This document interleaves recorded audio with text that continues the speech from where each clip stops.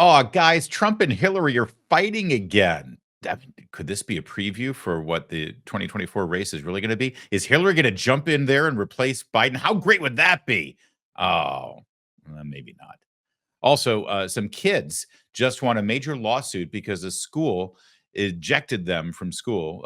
That's not the word. What's expelled them? That's the word. Expelled them from school for wearing blackface. When, of course, they weren't wearing blackface. It's absolute hysteria, and we're going to address that. We've got all that and a whole lot more. I'm Larry O'Connor. You can call me Larry. Expelled. The word is expelled. See, again, I feel like I need to go to great pains to prove that we're not operating with a script here. Good afternoon. It's noon, and we're streaming live at Rumble right now, as we always do. We love our Rumble friends, and we'll be interacting with you in the comments section. So hopefully, if you're watching after the fact right now, join us live. It's a blast. It's a party. And they're our faves. They really are, those people who live stream and chat as we go along. And if you're watching after the fact, please like and share the video that you're watching right now. It really helps to grow. And if you like any of the segments we're about to do, well, look on the platform that you're watching on right now, because that segment will have already been broken out separately, and you can share it on your social media and comment on the video directly. That makes a big difference as well. Thank you so much for being a part of what we do today. Well, she's back. Hillary Clinton was dragged out of her drunken stupor to give a very important interview to Morning Joe, because they're very important journalists on a very important show, and only very important people listen. And as you can see from the very grim faces staring back at you right now, they had very important matters to discuss. I know this may shock you, but they're going to spend a little bit of time comparing Donald Trump to Adolf Hitler. I find myself thinking back, and people will say I'm being too dramatic. I don't think I am. I'm thinking back to a Richard Cohen column that was written probably in 2007, 2008, where he talked about this scene around a lake in Germany in 1937, and how peaceful and how beautiful it was, and everybody was going about their business. 1937, kids were playing.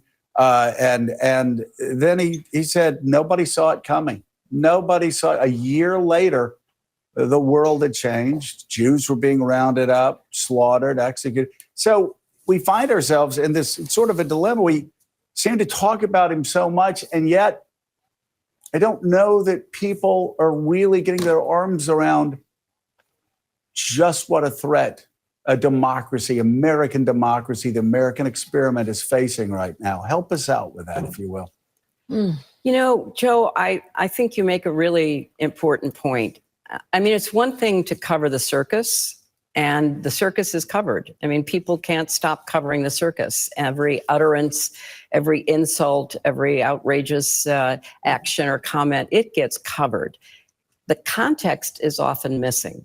What does that really mean? And I think it's imperative, especially for members of the press who understand, as you were just pointing out, the world has been here before. People did not take the kind of threats that we saw in the 1930s as seriously as they should, including American journalists. You know, people were taking at face value that, oh, this can be controlled. He may have said some outrageous things, but you know, the institutions will hold. A determined demagogue, unfortunately supported by members of his political party, other enablers, people who care more about a future tax cut than the sanctity of the Constitution, are falling in line behind him. They are trying to excuse some of the most outrageous things that you just recited. And I don't think the press has done enough to basically say, okay, the circus is here. You can watch the circus. But let's tell you what that means. Let's talk to people who have a real understanding of how dictatorships evolve. Let's look at the people that he admires and what they've already done. You know, back in 2016, we didn't have interviews with him. We didn't have a track record of 4 years in office. You know, there was a lot of speculation. And, you know, I understood that people wouldn't take what I said necessarily as gospel about what I thought could happen. I get that. All right, there's more, but I couldn't last any longer. I had to jump in here. First of all, understand everything that she's saying right now. She's blaming the media for not being tough enough on Trump. Right? You're getting that, right? You're reading between the lines here. The media's not giving us enough context about how Trump really is literally Hitler. And back in the 30s, even American media didn't quite see what was coming. Yeah, that would be your friends at the New York Times, by the way, who still haven't really made amends for the fact that they never mentioned the Holocaust as it was happening, even though it was, I don't know, what's the word, news, because we actually had Jews escaping from Europe and actually telling what was going on, and the New York Times ignored it. La, la, la, la, la. This is the same New York Times who won a Pulitzer Prize for lying about the famine in the Soviet Union under Stalin. And they've never given that Pulitzer Prize back, even though it was literally communist propaganda. Those are your friends that you're talking about there, Hillary. But are we not tired of the whole Trump is Hitler and this is how we get a dictator sort of narrative, especially considering that they're telling that story as literally the president of the United States is using the Justice Department and his allies in the Democratic Party who run some cities' prosecution arms to jail his political opponent? Isn't this how we get a dictator? Isn't this how we get authoritarianism? But it's actually, it gets worse for a minute, in a moment. But I wanted to pause here also because of what Hillary just said. I get it that what I was saying back in 2016, people didn't take as gospel. Gospel? We didn't believe a freaking word that came out of your mouth, let alone committed to the gospel, because you're a liar. You have been your entire career, and you lied your way through the 2016 campaign. And everybody knows it, and nobody believes her. And here's Joe and Mika trying to make the case that this is a grave, grave matter and very, very serious and very, very important. So who are we going to bring on to make the case? The liar that nobody believed then and nobody believes now. How serious can this be when the best person you can bring out to warn us is a liar? Oh, but believe her now, please.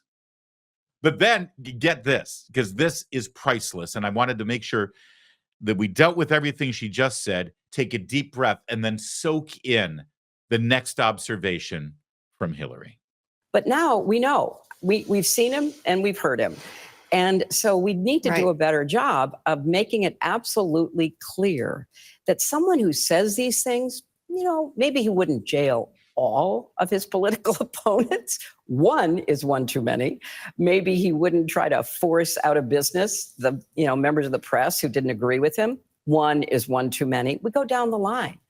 And maybe this would be our last election, because someone who will not accept the validity of an election is someone who doesn't believe in elections. He believes in his own power, his own right to power, and his demand that he be installed regardless of whether he gets the votes or not. Yes, my friends, that was Hillary Clinton saying that. And as she said those words, Joe and Mika did not say, wait a minute. Seriously? I'm sorry, Hillary, have you ever met this person, Hillary Clinton? Has Hillary actually ever had a conversation with Hillary Clinton? The Hillary Clinton that said things like this? The one thing that Trump is fearful of when it comes to his being president is that finally we will see how illegitimate his victory actually was. Yeah, that's the Hillary Clinton I'm talking about. That's also this Hillary Clinton. You can run the best campaign. You can even become the nominee. And you can have the election stolen from you. And this is a video at RNC Research you should look at yourself, because it is literally, as they say there, 24 minutes of Democrats denying election results. And now we have Hillary Clinton, very serious and very grim, on Joe and Mika saying, someone who denies the results, the legitimate results of an election. Well, they only believe in their own power. But then preceding that, maybe he won't jail all of his political opponents, but one is too many. Oh, and then Joe and Mika say, oh, that's a great thought. You know what? Hold on a moment, because we now have to cut to the criminal trial of Donald Trump in Manhattan right now over a bogus, made-up crime that the prosecutor still hasn't actually defined for the court. So hold that thought about jailing your political opponents, Hillary, because we got to cover this trial. maybe he won't put out of business every journalist that dissents from him, but one is one too many. I'm sorry. Exactly. Not put in jail, put out of business. Did we see what happened when journalists dared to challenge the validity of the COVID-19 shot or the ivermectin effectiveness? We just talked about this yesterday with Chris Cuomo, where they literally censored and deleted accounts and suspended people from social media. As Joe Biden's White House utilized the Justice Department to put pressure on companies to silence and put out of business effectively those journalists who made those claims. Do they have no self-awareness? I'll answer my question. They have full self-awareness. They are just so comfortable and confident lying to you. And as this comes, and there's more to this, but I just want you to bear in mind something. As they continue to compare Donald Trump to Hitler, you have to keep absorbing one thought here that is critically important, because they recognize more than anyone else that if Donald Trump gets into office, it's because you voted for him. Their anger and their scare tactics are not about Donald Trump. They're about you. They hate you for even thinking about voting for Donald Trump. They really do believe he's Hitler. Okay, let's think this through for a second. What kind of person supports and votes for Hitler? The answer is a Nazi. And that's what they think of you. Hillary's made the mistake of saying it out loud before. You know, you deplorables. How you feeling in that little basket of deplorables? All right, more with Hillary. Be your message to those skeptical or disillusioned voters who say, I'm going to look somewhere else, or I might just stay home this fall? Please look at the whole picture. And also think about yourself. Think about the kind of future you want, what kind of country you want to live in, whether you value freedom or whether you want to give it up to people who want to change the way that America has tried to work and our values that we've tried to aspire to and fulfill. And, you know, when people ask me about the Biden-Trump race, my answer is very clear. We have two old candidates. One is, yes, old and effective, has passed legislation that I think is going to put America on such a strong footing for the future, is compassionate, cares about people, tries hard to make the right decision, and they are complicated. The other is old and dangerous. I mean, why is that a hard choice for people? I think every one of us has an obligation as a citizen to try to figure out, waking up the morning after the election, do I want to throw my vote away? Do I want to not vote and let somebody who doesn't agree with me or care about me essentially fill that vacuum that I left? Or do I want to feel like, okay, maybe I'm not ecstatic about the outcome, but I'm safe. I'm not going to have to worry about what might happen to the economy, because we've got somebody who took us out of COVID, has tackled inflation, the best economy in the world right now. Let's not mess with that. There's just so much. And, I think it's also important to say that, as Hakeem Jeffries, who is the majority leader in the House, said the other day, and I think he's done an amazing statesman-like job. He said, if you can overturn Roe v. Wade, you can overturn Social Security and Medicare and Medicaid and a lot of things that many, many Americans not only take for granted, but really rely on. So I think the future is at stake, not just in a big abstract way, but in everybody's life and family. There you go, you disillusioned voters. That's the message. I'm sure, that's going to get a lot of votes. Don't you think? She did barely touch on the economy at the very end there, but I don't know. I'm thinking that when the message is be terrified of Donald Trump, you think about the beginning part of that answer before she flipped around to the economy and lied to you about how wonderful things are. She said, yeah, they're both old, right? I get it. And they both pretty much suck. But at least only one of them is somebody you got to be terrified of from stealing your rights away from you. And oh, by the way, as Hakeem Jeffries said, they're going to take your Social Security too. That's the message. They're so desperate. They're so incredibly desperate. And again, I want to reiterate, having to trot her out to send the message, the single most unlikable politician in America, that she's the one to wave the banner for you. It tells you how bad things are. I also want to point out, as I often like to do, Joe and Mika not in the same space again. Joe couldn't even bring it upon himself to come up to New York and be in the room with the interview with Hillary Clinton. He's down in the garage in Tampa, wherever they are in Florida. And here's Mika. She's actually at the table, but they have to pretend they're talking into a camera right now, even though they're literally in the same space. What do you say to people when they ask you about the former president, these trials and these delays and the fear that they feel about the upcoming election? Well, Mika, I'm happy to go to therapy with you anytime. I am so sorry. I'm mistaken. She's in Florida too. I'm taking a look at the set now, and I realize that she is in Florida as well. She's with Joe. Neither of them. They love and respect Hillary so much. Here we go. We landed Hillary for a live in studio interview. Let's go. And they're like, yeah, we like it in Florida too much. We'll just stay here in the garage. You guys handle things up there. Willie Geist is the one who's actually on set with him. I know it's a small thing, but I just find it amazing every time I see it. They are sitting in a set in their garage with a picture of the White House behind them. And they can't even bother to, take the 3-hour flight up to New York and sit on set with Hillary Clinton. It makes me. All right, go ahead. Because Let's do it. clearly Group therapy. the pressure and the stress on our system, our country, our constitution, our future is so intense for those of us who understand what's at stake. And I don't mean that in a, Right. a derogatory way to others, but if No. you've been in this world as you and I have, and you've studied it and you've watched it, it is a very difficult time right now.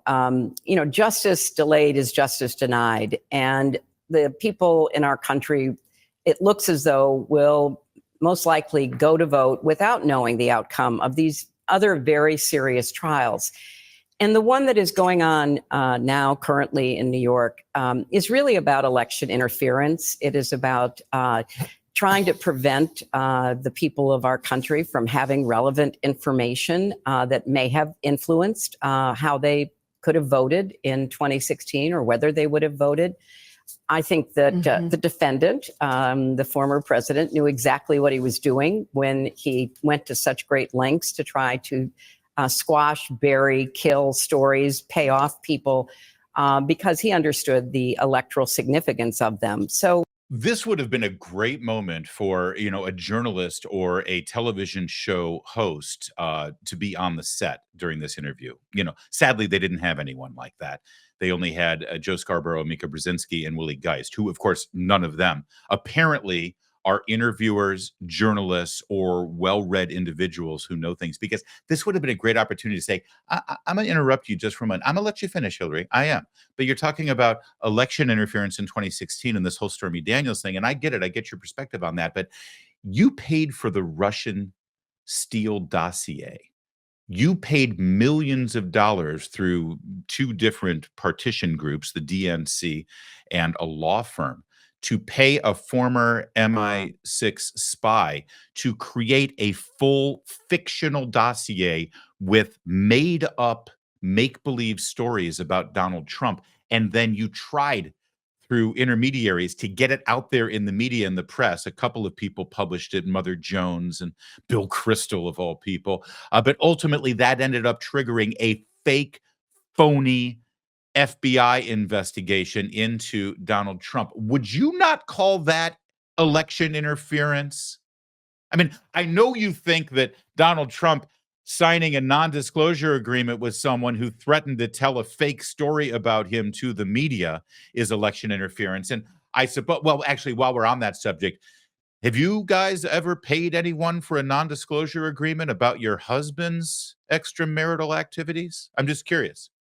Ever done that? Did your campaign back in 1992 have a whole division led by George Stephanopoulos called Bimbo Eruptions, where you would handle women who had stories about your husband? Because was that election interference? Again, I'm sorry. You opened the door here on election interference. So I'm just asking the question. I'll let you finish, but first address that, because I think maybe our viewers deserve to know where you stand on these things. Again, that would have been a great opportunity for a question like that, but we only had Joe and Mika and Willie Geist to work with. So, you get what you get when you watch MSNBC. I think that this is not, though, about the past, because the other cases are about election interference. And he's practically promised us, if you listen to him at his rallies, you read his interview with Time Magazine, that if he doesn't like the way the election turns out, he's going to do something again to try to prevent the lawful winner from taking office. I mean, I was Secretary of State traveling around the world on behalf of our country, trying to persuade leaders to believe in democracy, to believe in the peaceful transfer of power, to accept election results after appropriate challenges were made. And, Trump had all the time in the world to make those challenges, and he was shut down by courts. He was denied by Republican as well as Democratic election officials because there was no evidence. This is all about power, how to get it, how to keep it, how not to give it up. Well, she would know. I'll tell you, I think what really concerns Hillary Clinton more than anything else is that Donald Trump has learned the lesson of his first term, and that whole lock her up thing that he decided to be magnanimous about and say, you know what, she's been through enough. We're not going to investigate her, which is probably one of the biggest mistakes Donald Trump ever made as president. I think maybe he'll try to rectify that. Maybe his new attorney general might want to look into the Clinton Global Initiative and the Clinton Foundation and the Hillary Clinton campaign finance infrastructure during the 2016 election and her culpability with the illegal activities revolving around the Russian collusion hoax. That's what's bothering Hillary Clinton right now. Trust me, she's not carrying any water for Joe Biden. They don't even like each other, never have. Don't forget, it was Hillary Clinton and Joe Podesta who torpedoed Joe Biden's plan to run in 2016. Oh yeah, look that up. That's exactly what happened. So listen, great to hear from Hillary. I think I'm done with this because we've done 20 minutes with Hillary Clinton, and personally, I'm starting to feel a little nauseous.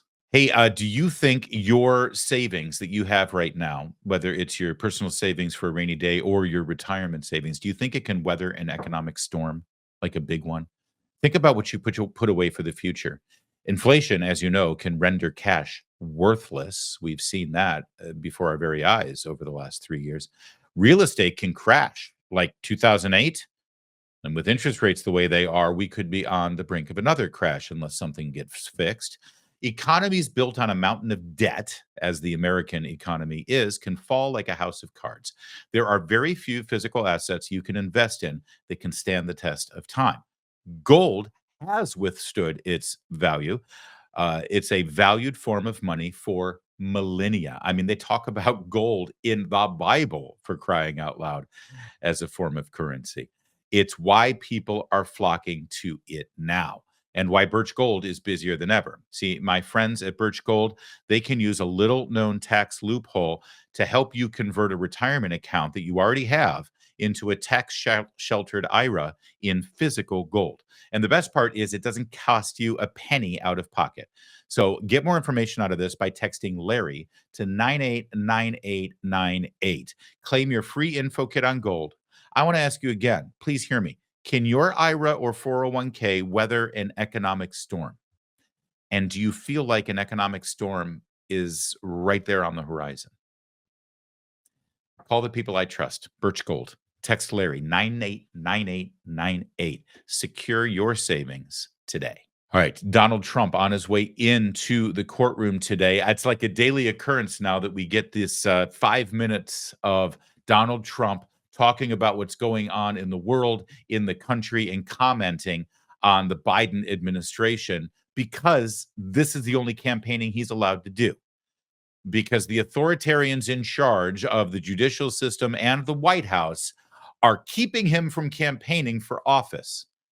That's the plan. That's the goal, because it offsets the fact that Joe Biden can't even leave his basement, let alone put a sentence together.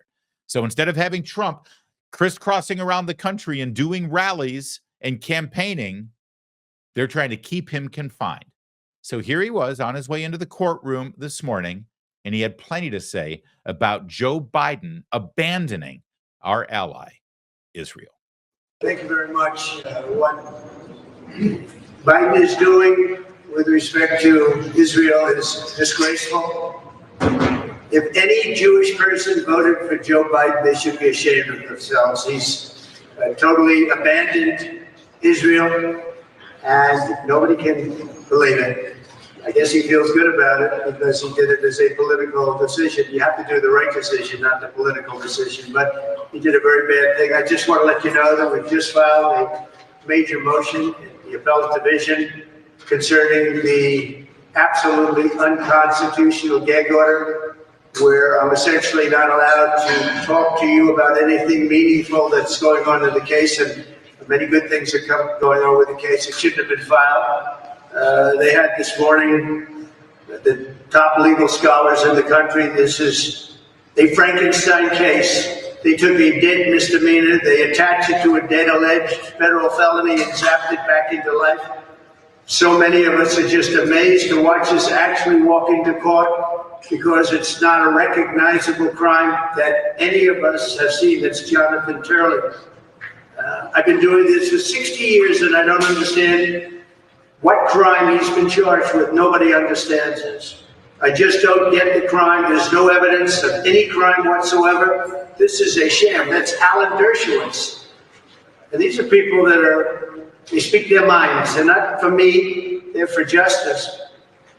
This is another one. This is without precedent in American history, only with the desperation of President Joe Biden and his fanatic left-wing enforcers did it become possible to think about arresting and jailing their major political opponent. This case must be taken out of Judge Merchan's hands because he's totally conflicted. Judge Merchan is totally conflicted, like probably no judge has ever been conflicted before. Here's another one, Manhattan DA Alvin Bragg. His prosecution of former President Donald Trump violates both the federal and state constitutions. This is a prosecutor making it up as he goes along. Due process worthy of the names does not tolerate that. So these are statements. This is Andrew McCarthy made that statement, highly respected. A judge is allowing wide scope of information that has absolutely nothing to do with the case.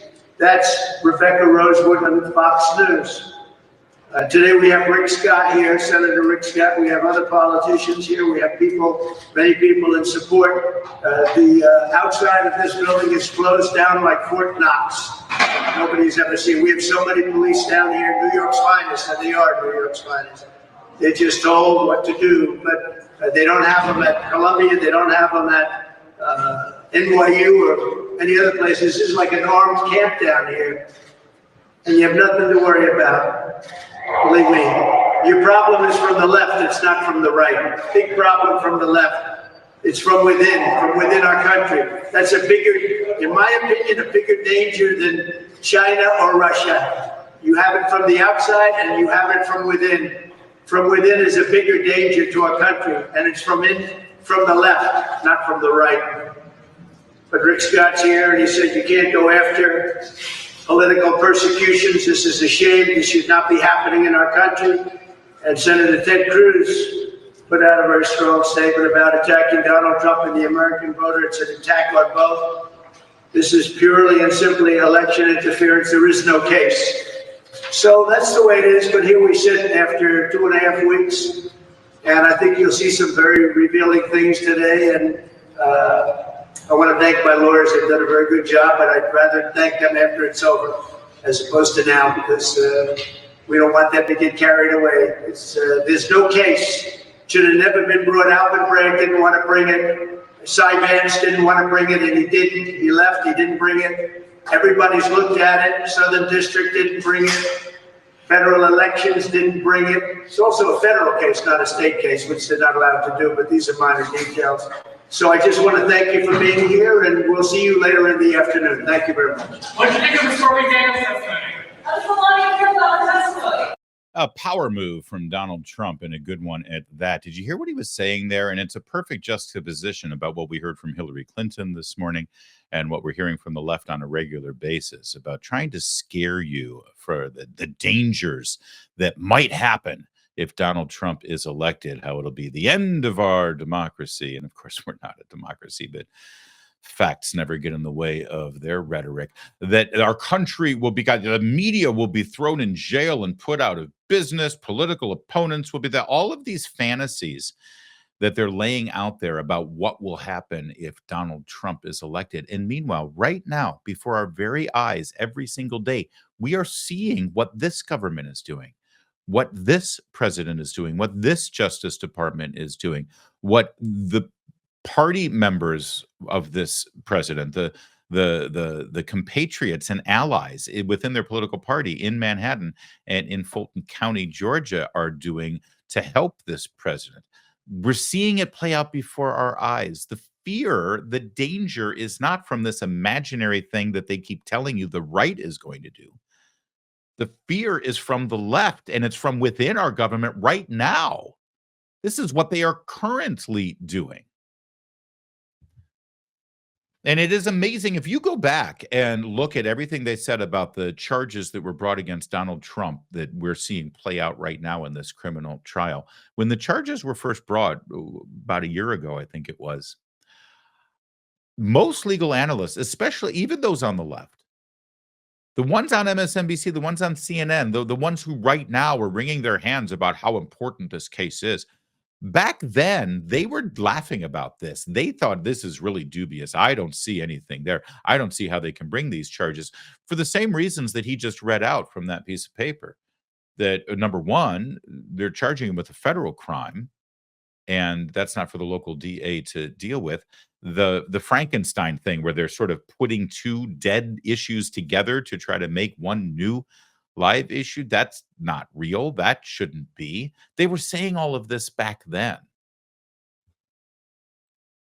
But now, because of the disintegration of the case in Georgia, the disintegration of the cases brought by Jack Smith, where one is now pending an immunity decision from the Supreme Court and the other one is postponed indefinitely down in Florida, because those were all trumped up as well and completely full of miscalculations, if not complete corruption.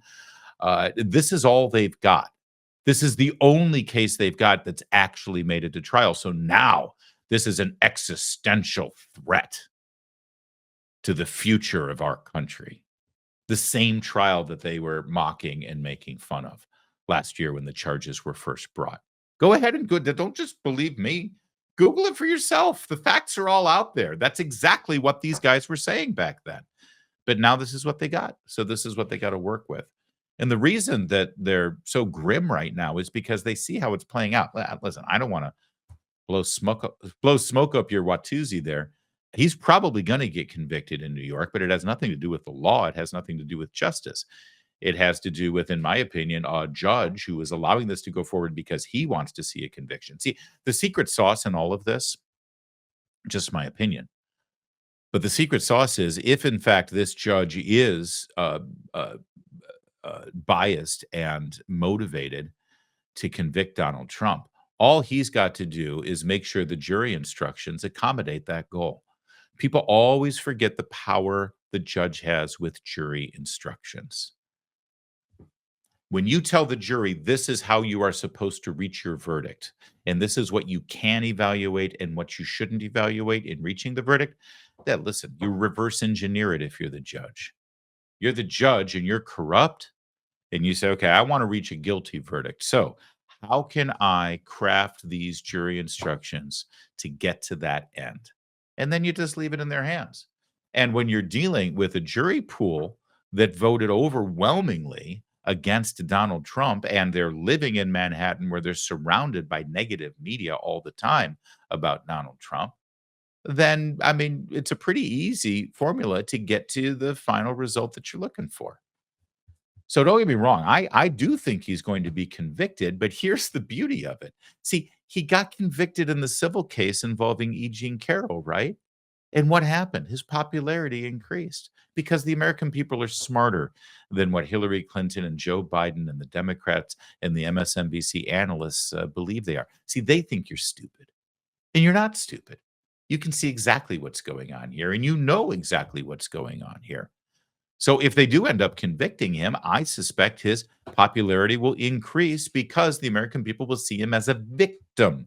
The majority of Americans right now do believe that the law is being used against him as a political weapon. The majority of Americans don't think he can get a fair trial because the majority of Americans are smart and they're aware and they're fair and they see exactly what we all see. So listen, he's doing a great job. He's doing whatever he can in those 5 minutes that he's got to be able to get his message out. And then this thing is going to be over. They're probably going to convict him. They'll immediately appeal. And then it won't get resolved until after the election. And then he can go back on the campaign trail. And just you wait to see what kind of campaigning is. You have any idea what the rallies are going to look like after this trial, especially if they convict him?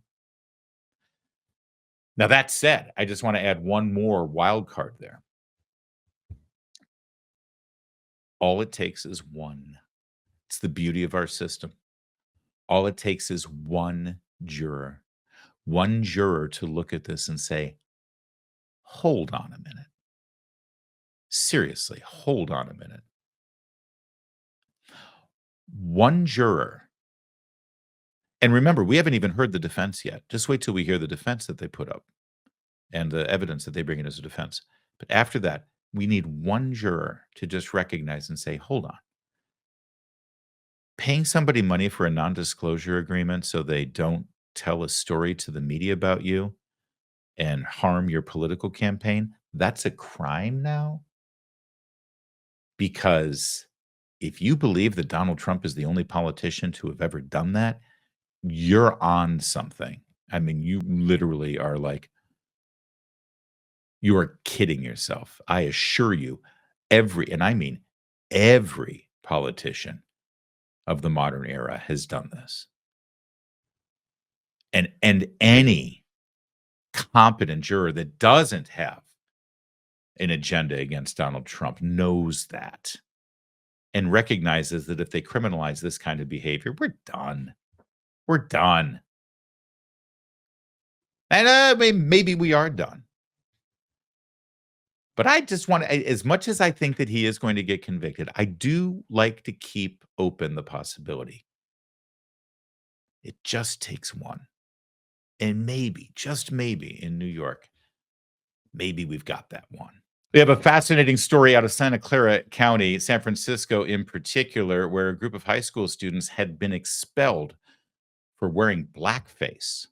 And the news is that they just won a lawsuit with the school because, of course, they weren't wearing blackface. Here's how the local news station covered it.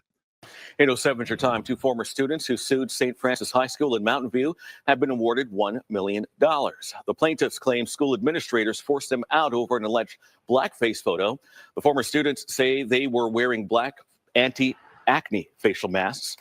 A Santa Clara jury sided with the students and said the school violated a non-disclosure agreement. School officials say they're exploring legal options, including an appeal. Hold on. They violated a non-disclosure agreement? You mean hush money? Why didn't they call it hush money? I bet you anybody that the segment before then on that local news station, they referred to Donald Trump's hush money trial in Manhattan. And then they tell this story and they use the term non-disclosure agreement instead of hush money. Oh boy, the media is just rotten to the core, isn't it? In fact, did you notice something about that segment there where they're talking about how, 26 seconds.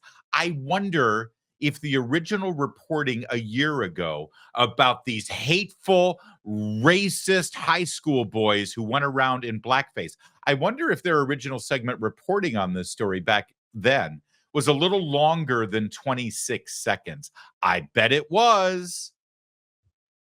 And also, did you notice one other thing about that 26-second segment where they were telling their viewers about these teenage boys who just won a lawsuit against the school who expelled them for wearing blackface. And of course, they say they weren't wearing blackface, they were wearing acne cream. Did you notice what was missing? I mean, this is television. One would think you would show your viewers the picture in question, right? That's kind of a relevant piece of information that the viewer might want to see for themselves so they could decide for themselves. You see, these people aren't actually in the business of news or informing their viewers. They're in a very different business. We are in the business of giving you facts and information. So here's the picture. A nice little montage, by the way, put together by our friends over at the End Wokeness X feed. Love those guys. They do a great job. So there it is. And you can see for yourself. Those are the three. And you just look at the picture, and it is obvious on the face of it that that is an acne cream. It has texture to it. By the face of it. Oh, I said on the face of it, didn't I? And I didn't even mean to, Kevin. Thank That's you. a good one. That's a good You know one. what? I need a ding bell when you put this out again. I just want to. Larry made a pun. I do it naturally now. I didn't even plan to. Did you have acne problems when you were? I mean, you still are young, Kevin. You could have acne right now, for all I know, except the mustache covers it up. But did you ever have to like use the cleansers and the masks? and Yeah, stuff? for sure. I mean, I never used like a charcoal Yeah. product like these kids are using, but you know, it's not out of the realm of normal possibilities. Not at all. All my kids, when they were like 16, 17, they had issues. They did this, the girls and the boys. Now, listen, I mean, and so did I. I don't know if I would celebrate the fact by putting out a picture to all my friends. There's something kind of a little weird about that. But, you know, who am I to judge? And obviously these guys are goofing. They said, look how stupid we look. Let's put it out there. But for the high school to immediately assume, oh, and there you go, Origins, out of trouble, 10-minute mask to rescue problem skid. I love End Wokeness that they actually put the receipt on there. So St. Francis High School, by the way, St. Francis, pray for us that these kind of things are being done in your name is despicable. Which Francis do you think this is? Of Assisi or DeSales? Oh, that's Vincent of DeSales, isn't it? Sorry. No, you got it right. It's Francis. Oh, it is Francis. Yeah. So which Francis do you think they're going for here? I couldn't tell you. It's San Francisco, right? So it's got to be Assisi, I'm thinking. Yep. Yeah. Or adjacent to San Francisco. But good Lord, what are they thinking? And all you have to do is have a conversation with the kids. The kids say, no, it's acne cream. We didn't say, and of course, they didn't post anything racial. They didn't say it. But, you know, this is the hysteria that we're in right now, that the kids have to get expelled immediately because they're racist. They're teenage boys. They had acne cream on their face. They're expelled. You know, and in a normal world, the kids say, no, it's not blackface. Come on. And they have, I'm sure, have no track record of anything like this. And you say, no, it was in the thing. Listen, guys, this is the world of social media. You put a picture like that out there, people might leap to the wrong conclusion. Be a little bit more circumspect and just, you know, try better next time, right? I mean, I'm not accusing you of anything, but you just expel them?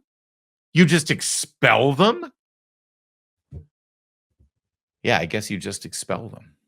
So these kids, now 2 of those kids just won $500,000 each from St. Francis High School, which, by the way, after taxes will go a long way in the state of California. They might be able to buy an In-N-Out burger. So there's that. But it does remind one of this latest hysteria over false accusations of blackface. You remember this kid. Who's also from California, who Deadspin accused him of being in blackface, right? They had this picture of the kid at the Kansas City Chiefs game enjoying his favorite team. Deadspin, by the way, never actually talked to the kid, never found any information about them, never actually showed their viewers the full front-on picture of the kid. Here's what he actually looked like. Look how wholesome he is. He painted his face in the Chiefs' colors, one half black, one half red. He was enthusiastic about his team. By the way, another thing Deadspin never looked into with this kid was why he liked the Chiefs so much, because he's actually from California. He traveled to Kansas City for the Chiefs game. Why are you such a fan of the Chiefs? And the kid would have answered, well, because my dad is on the board of the local Native American tribe where I live because we're Native American too. So here's Deadspin calling this little kid who has Native American ancestry rooting for the Chiefs, but he's got black paint on one side of his face, a racist. Since when do we go after little kids, by the way, anyway? Even if he had a full black face and there was some malicious intent, the kid is 8 years old. Go after his parents, maybe. But of course, he didn't even have malicious intent, unless, of course, like me, you don't like the Kansas City Chiefs. That would be malicious intent, by the way. Find a better team, do better, root for the Lions, or even better, the Redskins. Oh, I'm in trouble now. So we got the kids at St. Francis High School falsely accused of blackface and expelled from their school. We've got this kid falsely accused of blackface while he's rooting for his favorite football team. And then, of course, the granddaddy of them all, this kid, Nick Sandmann, falsely accused of disrespecting this agitator, this guy who got in his face and started trying to intimidate him. Nick Sandmann, 16 years old, and he got destroyed by mainstream media outlets because they misinterpreted the video showing him. You know why they hated him? Do you know why they went after Nick Sandmann? Do you remember this? I mean, it was only 4 years ago, but these stories, I mean, you have to forget them now because we all have to move on when the truth comes out. It doesn't matter. Nick Sandmann's life is destroyed. Let's not forget why they hated Nick Sandmann in this moment. 2 reasons. Well, 3 reasons. Number 1, you see it on his head. That would be the MAGA hat. Number 2, this happened in Washington, D.C. He and his friends from Cummington High School were in town for the March for Life because they like protecting the unborn. But the 3rd reason, and the real reason they went after him when this video went out, is because he was smiling. Oh, that's right. You should have heard some of the commentary. I want to punch the smile off that smartass's face, they would say. He's a kid. Those are 3 kids. They're minors. And they're going after children with these false accusations. Nick Sandmann, by the way, like the kids in San Francisco with the acne cream, he lawyered up, he sued, and he cashed out with settlements, undisclosed amounts from the Washington Post and CNN, and I think a couple of other outlets. Oh, and the Kansas City Chiefs kid, this kid who was maligned by Deadspin, they lawyered up too, and they might still be going with a defamation lawsuit, but there's not a whole lot of money to get from Deadspin because Deadspin is now out of business. This was the final act of Deadspin. They were done within months of this final desperate attempt for attention and clicks. So there's 3 children who are attacked by the mainstream media and by the woke politically left crowd with false accusations of intolerance, racism, and blackface. But here's the thing. There really is a problem with blackface out there. You know, like this guy. This guy is the Prime Minister of Canada. But of course, Mr. Trudeau is a liberal, so they don't really have much to say about him. And then there's this guy. Black people want the same thing white people want. There's no question. Black people want slavery as much as white people want. The slaves we want is the Indo-Chinese. Oh, no. Yeah, that guy just interviewed Joe Biden, the president of the United States, and he's celebrated by the left. Oh, and then there's also the blackface of this guy. Today, Paul Malone talking about health.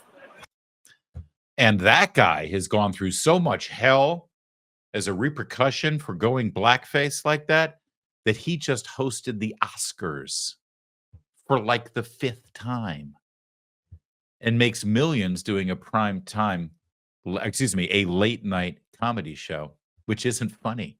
But you see, when you're on the left, you don't even have to be funny to make money as a comedian, as long as you're on the left. And you'll never have to pay the penalty for being in blackface. Oh, one other outrageous example of the left's hysteria going after people for blackface. I'm not joking about this. This happened last year, but it was off our radar until we were researching this segment. There was a DJ who was accused of blackface and intolerance for a video that he posted on social media showing his performance as a DJ at a party. And it actually, he was accused and criticized on CNN. And here's the thing about this guy who was in blackface as a DJ at this party on social media. He's actually a black man. That's right. This black man was accused of being in blackface. The event went really well. 2 days later, that Monday, I get a call from Ryan Ingram from Ingram Entertainment. And he says, he told me the news. And I'm like, there's no way. This has to be a joke. There's no way that he said, no, I'm serious. And then he told me about the second part about when they said, well, a black person being in blackface is problematic as well. And at that point, I'm taken aback and I'm shocked at this point. That's right. The criticism came, I believe, at a segment on CNN where it was pointed out to the person who was outraged that this black man was in blackface. Can't even say it with a straight face. Of course, the black man was in blackface. He literally has a black face. There's not a lot he can do about it. What do you want him to do about it? And so when the person, it was pointed out to him, he says, well, you're, outraged over his performance here in blackface, but he is black. And the response is, yes, a black man in blackface is just as problematic as a white man in blackface. But of course, not as problematic as this guy or this guy. Or, of course, this guy. That, not so problematic. All right? So now you know the rules. Play accordingly. A state politician in the state of New York is under fire right now with rape accusations. He's from Brooklyn, and the story was covered by the local news station. They're here. Take a look at the report, and then we're going to break it down for you. In 2004, a 31-year-old woman named Olga Jean-Baptiste was helping Brooklyn State Senator Kevin Parker arrange relief for flood victims in Haiti. She now says after she returned from her trip there, Parker visited her apartment to pick up some photos and discuss the trip. According to a lawsuit filed Friday, she then stood up to say goodbye when Senator Parker held on to both of her wrists with his hands. Plaintiff was frozen in fear and was unable to cry out. Senator Parker then took plaintiff down the hallway of her apartment to her bedroom, made a sexual comment and put her face down on the bed, then raped her. Governor Hochul called the allegations deeply disturbing. It is shocking, absolutely shocking. And that's all I'll say. It's shocking. Parker. Just to jump in here, there's more to the story, but I don't think there's any truth to the rumor that after Kathy Hochul's comment there, they edited it out. I don't think she said, and it's even more shocking that Senator Parker, because he's a black man, has no idea what the word computer is. I don't think that's what happened. He could have said that. She could have said that. She's said it before. But anyway, all right, back to the report. Parker has a long history of run-ins with the law, including charges for assaulting a traffic agent in 2005. In 2009, he was arrested and later found guilty on misdemeanor charges after assaulting a New York Post photographer.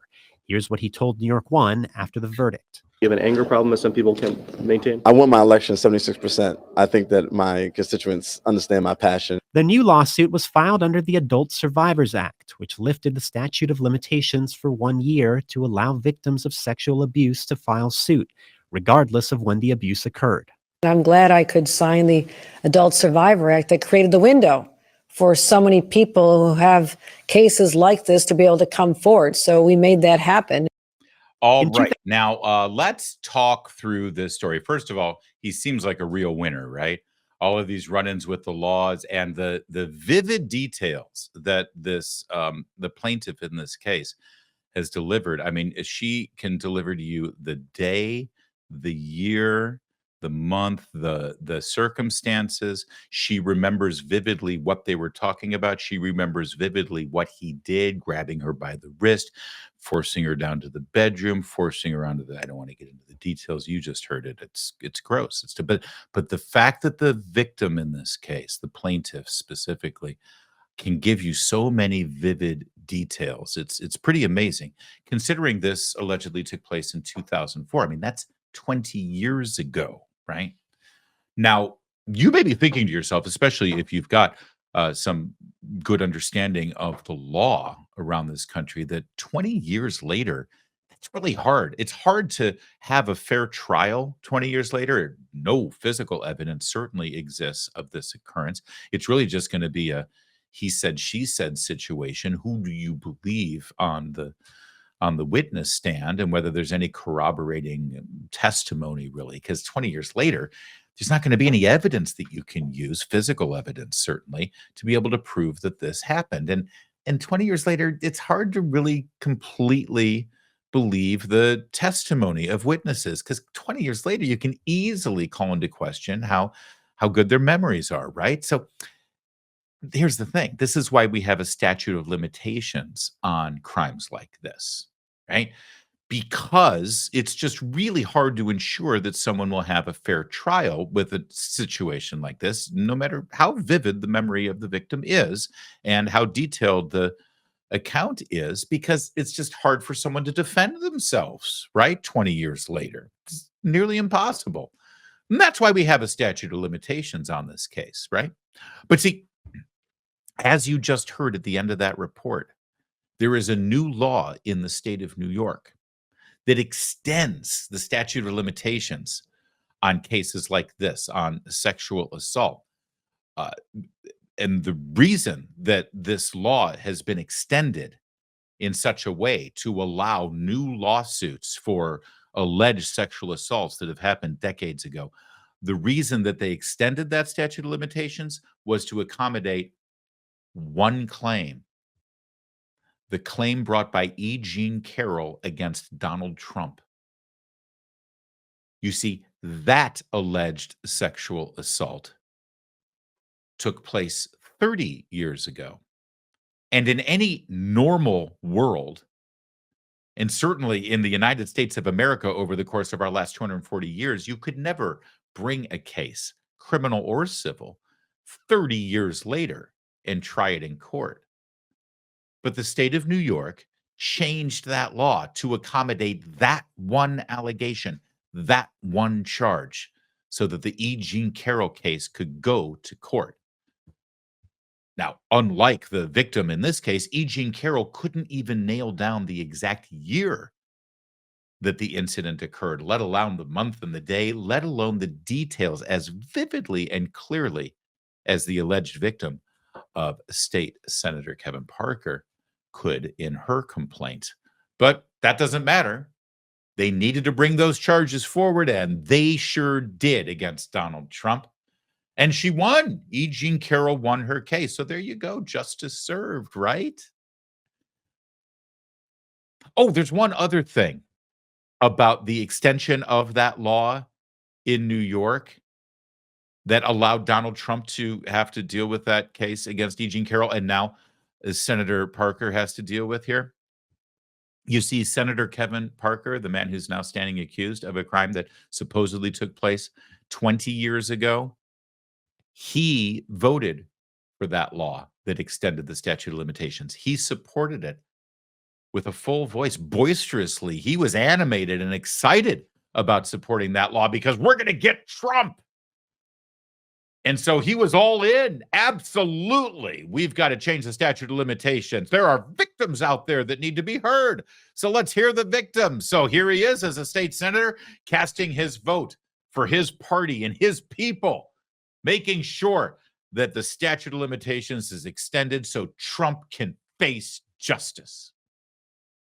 And that very law that Senator Parker supported so vociferously is now being used against him. Oh, and there's one other thing that you need to know about that law and about Senator Parker and these charges that have now brought against him. He believes that the state law that he supported and he voted on and he let happen that was used against Donald Trump, well, now that it's being used against him, he believes that that law is unconstitutional. I wish I were making this up. He helped vote for the law and bring the law onto the books so that Trump could get prosecuted. All the while, people, including Donald Trump, were saying, this doesn't seem very constitutional. And now this guy is getting bitten the by that exact same law under the exact same conditions. And he now says, yeah, that law, the law I supported, the law I voted for so we could get Trump, that's way unconstitutional. It's a beautiful thing. Now, as much as I love to see him foisted on his own petard, that's right, I said petard. And as much as I love the irony of all of that, and as much as I hope that he has to feel pain, very real pain in the courtroom because of what he did to the state of New York judicial system for the sole purposes of his political vindication against Donald Trump, fact of the matter is, he's right. It is unconstitutional. And it's wrong that somebody has to try to defend themselves from something like this 20 years ago. He may well have done what he's accused of doing. But the fact of the matter is, we do have a system of laws in place in this country. We do have a statute of limitations for very real purposes. The difference here is that as much as I don't like this guy, I believe that he shouldn't have to face an unconstitutional process. I just wonder if he can now bring himself to say the same thing about Donald Trump. And the answer, of course, is no, because he, as unconstitutional as that process was, it worked, didn't it? And we got Trump, didn't we? And that's all that matters when you live in a totalitarian state.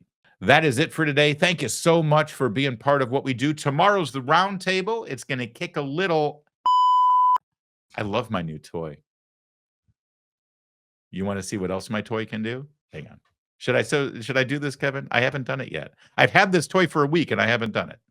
There's no stopping you at this point, so go ahead. Should I say? What do you want me to say? Oh, here, I'll just finish the show this way. Okay. All right. That's it for today. We'll be back for the roundtable tomorrow. It's going to be great. Thanks for all the support. Thanks for liking and subscribing. My name's Larry O'Connor. You can call me Larry.